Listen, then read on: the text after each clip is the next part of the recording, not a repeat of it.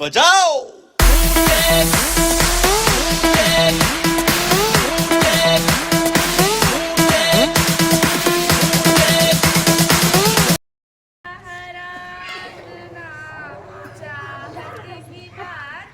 पड़ेगा चुप रहेगा।